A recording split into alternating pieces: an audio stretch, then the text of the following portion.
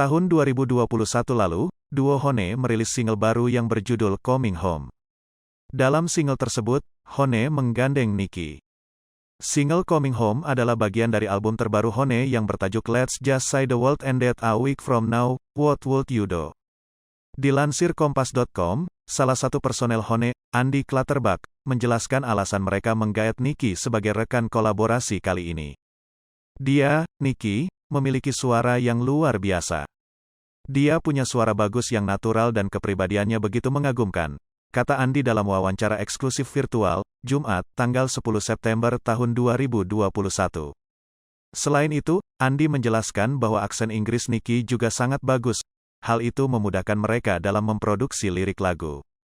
Dia bisa mudah beradaptasi dan memiliki aksen Inggris yang luar biasa, lanjut Andy.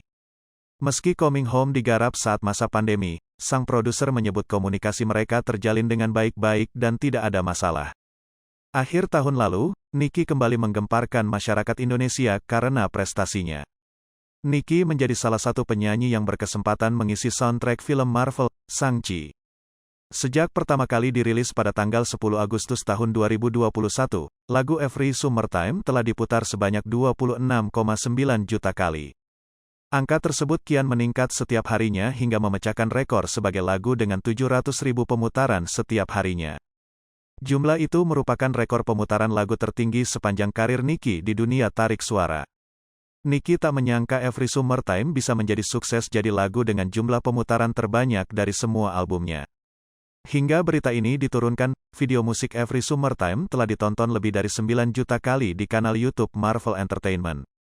Tiap tahunnya, selalu ada nama selebritas Indonesia yang masuk daftar 30 Under 30 Asia yang dirilis Forbes.